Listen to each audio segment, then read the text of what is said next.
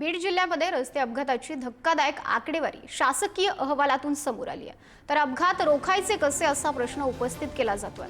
जानेवारी ते मे या 5 महिन्यामध्ये जिल्ह्यामध्ये विविध अपघातांमध्ये 186 जण मृत्युमुखी पडलेले आहेत। यामध्ये 149 जणांचा जागीच मृत्यू झालेला आहे।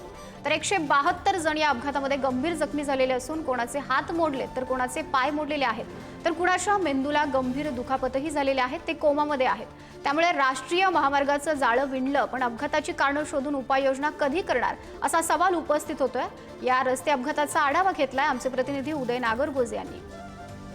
गेल्या 2 ते 3 वर्षात बीड जिल्ह्यात राष्ट्रीय महामार्गांचं अक्षरशः जाळं विणलं गेलंय। सोलापूर धुळे असेल, कल्याण विशाखापट्टणम असेल किंवा खामगाव पंढरपूर महामार्ग असेल, या महामार्गाच्या माध्यमातून बीड जिल्ह्यातील दळणवळण गतिमान झालं।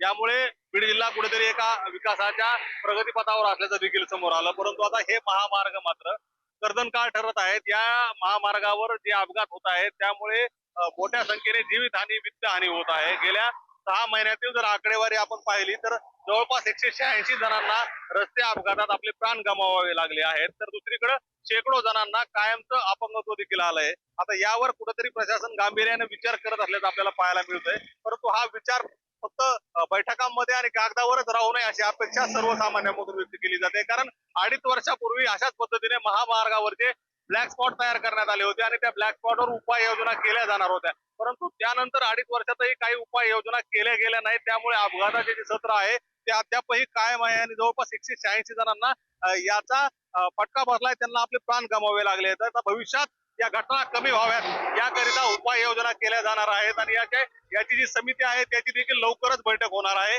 आणि या सर्व अपघातांचा नव्याने आढावा घेतला जाणार आहे आणि ब्लॅक स्पॉटच्या ठिकाणी आवश्यक त्या उपाययोजना देखील केल्या जाणार आहेत। आता त्या दिशेने तातडीने पावले उचलली जावेत आणि भविष्यात होणारे अपघात आणि त्यामुळे जाणारे बळी हे टाळले जावेत, यासाठी ठोस उपाययोजना करण्याचीच मागणी आता जनतेमधून केली जाते। उदय नागरगोजे, पुढारी न्यूज, बीड।